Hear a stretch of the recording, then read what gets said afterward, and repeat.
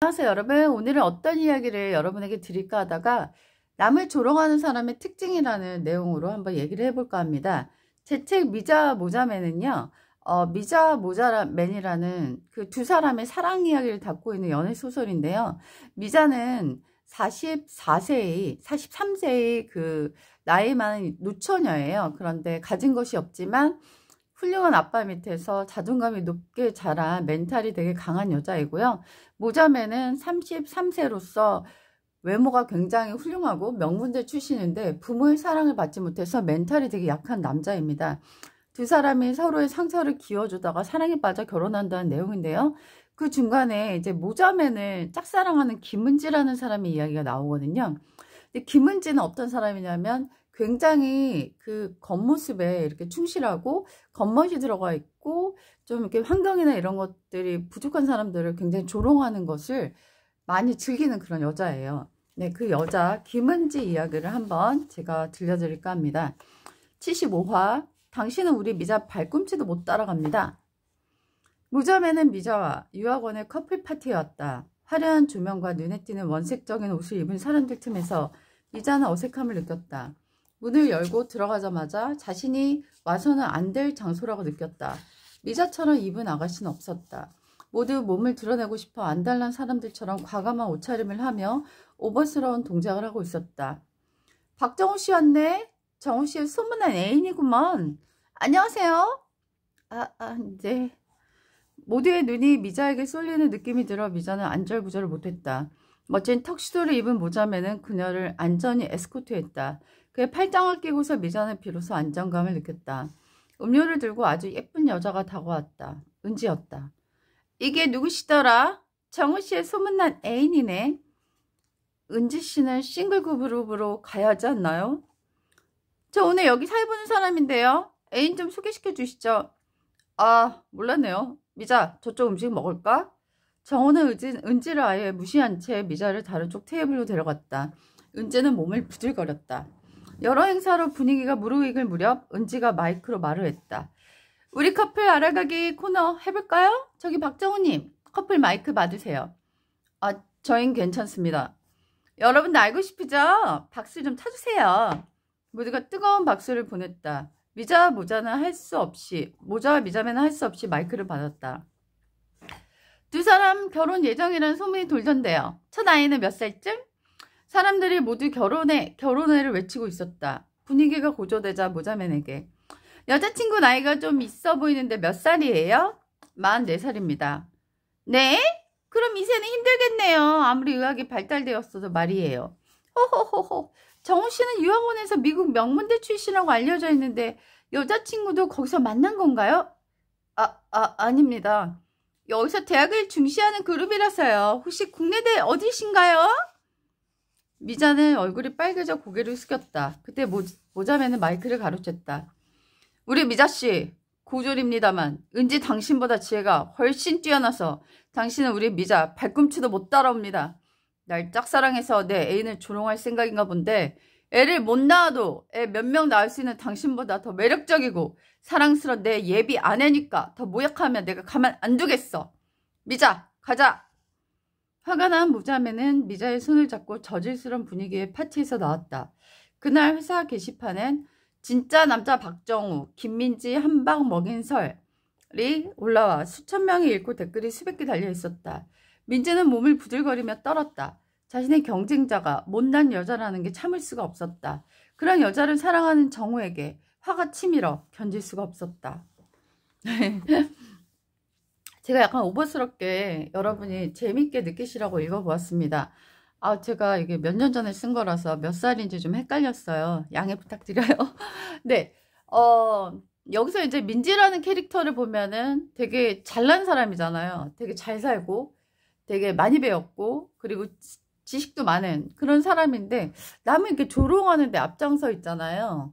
네, 그래서 제가 사실 왜 그렇게 사람을 조롱하는 걸까? 그리고 조롱하는 사람들의 특징인가를 어젯밤에 좀 분석해 봤어요.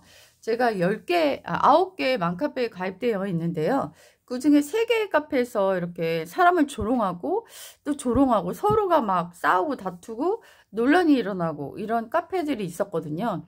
근데 나머지 6개 카페에서는 그런 일들이 일어나지 않는데 그 세 카페에서는 그런 일들이 자꾸 일어나는 거예요. 그래서 왜 일어나는 걸까 혼자 잠잠히 생각해 봤는데 그 카페의 특징이 뭐냐면 잘 사는 사람들이 많다.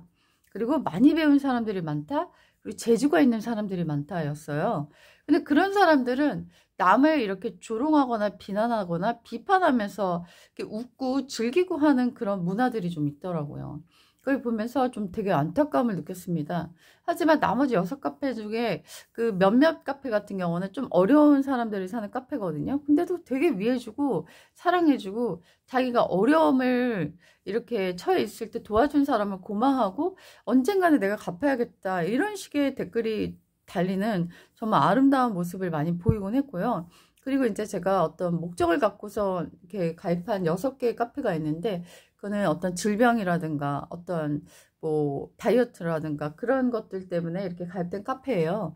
근데 거기서도 역시 비슷한 양상이 펼쳐졌어요. 잘 살고 지적이고 그리고 재주가 많은 사람들 또 막 비난하고 논쟁하고 다투고 시기하고 그런 분위기들이 막 또 연출되는 거예요. 그런데 그 질병이 있는 카페 같은 경우는 정말 눈물 나도록 서로에 대해서 이렇게 품어주고 위로해주고 격려해주고 막 깨알 같은 정보를 주고 하는 그런 것들을 제가 읽을 수가 있었습니다. 그래서 많은 걸 가진 사람들이 멘탈이 그렇게 건강한 건 아니구나. 그런 걸 되게 다시 한번 느낄 수 있는 그런 면이었던 것 같아요. 근데 미자 같은 경우는 되게 어렵게 자랐거든요. 그리고 아빠, 엄마 이혼하셨고, 그런데도 불구하고 미자는 아버지의 충분한 사랑과 그 다음 격려를 받고 자랐기 때문에 굉장히 내면이 튼튼한 모습을 이렇게 보여주고 있어요. 근데 모자맨 같은 경우는 굉장히 여유있게 자랐지만은 내면이 되게 불안하고, 그리고 사회생활도 전혀 안 하고, 이렇게 살다가 미자라는 존재가 격려해주고 사랑해주자 처음으로 직장 생활을 하게 되는 그런 내용이 나오는 거거든요. 거기서 이제 은지도 나오고 이런 것들이 나오게 되는 건데 저는 이제 뭐 짧지 않은 인생을 반백선 살다 보니까 조금 어렵게 자란 친구들의 내면이 되게 강건한 경우들을 많이 보는 것 같아요. 그래서 조금 어린 시절 같은 때 되게 어렵게 자란 친구들이 그거를 되게 극복하기 위해서 고군분투하잖아요. 근데 나중에는 되게 그 희비의 쌍곡선이 그려지면서 나중에는 굉장히 자수성가하고 굉장히 단단한 삶을 살아가는 모습을 되게 많이 보는 것 같아요. 근데 반대의 경우 있잖아요. 되게 잘 사는 강남 사모님이었는데 남편이 망해가지고 아무것도 할 줄 몰라가지고 막 자살하는 그런 일들도 좀 많이 일어나곤 하잖아요. 네. 그래서 예체능 하는 사람들이 예체능 하는 남자들을 만나고 싶어 하지 않다 이런 말을 들은 적이 있어요. 그 이유는 부모가 물 쓰듯이 정말 돈을 이렇게 투자해가지고 그 사람을 그렇게 만들어낸 거잖아요. 그래서 본인이 노력해서 그런 과정과 교육을 받은 것이 아니기 때문에 나중에 인생에 어려움이 올 때 생활력 같은 것들이 많이 부족하다라는 얘기를 들은 적이 있습니다. 다 그런 건 아니니까 일반화할 수는 없고요. 네. 그렇기 때문에 되게 어렵고 힘들고 되게 그런 과정을 거친 사람들은 조금 더 내면이 단단해서 극복할 수 있는 어떤 것들을 갖춘 사람들이 많지 않은가 저는 이런 생각이 들고 그리고 그런 사람들도 물론 남들을 조롱하고 그럴 수는 있지만 일반적으로 어렵게 자랐고 그리고 조금이라도 따뜻한 도움을 받았던 사람은 그걸 되갚아 주려고 하는 면들이 있다는 거죠. 그래서 남을 이렇게 돕는 독지가들 보시면 막 김밥 장사해가지고 막 그 장학금 내시고 이런 것들을 많이 보도하곤 하잖아요. 근데 막 이렇게 뭐 여러분 뭐 로또 당첨했는데 기부했다 이런 얘기 못 들어보잖아요. 자기도 굉장한 어려움을 통과했기 때문에 어려운 사람의 사정을 아는 사람이 남을 도울 수 있는 것 같고 그리고 어떤 유산이라든가 정말 쉽게 생활해온 사람들은 남의 고통을 전혀 이해하지 못하기 때문에 그들 도울 수 있는 마음을 가질 수가 없는 거죠. 예전에 제가 그 전직 그 국회의원과 대화 나눈 적이 있는데 그분이 그런 말을 하더라고요. 그들이 이제 포스터 같은 걸 찍잖아요. 근데 목장감을 꼈는데 거꾸로 꼈더래요. 왜냐하면 한 번도 껴본 적이 없기 때문에 어디가 앞이고 어디가 뒤인지를 전혀 모르는 거예요. 심지어는 그 서민 코스프레 하는 정치인이 지하철 타는 방법을 몰라서 헤매는 것이 막 나오곤 하잖아요. 그랬을 때 지나가는 청년이 막 알려주고 그런 모습이 우프게 이렇게 나오는 경우들이 좀 있잖아요. 네.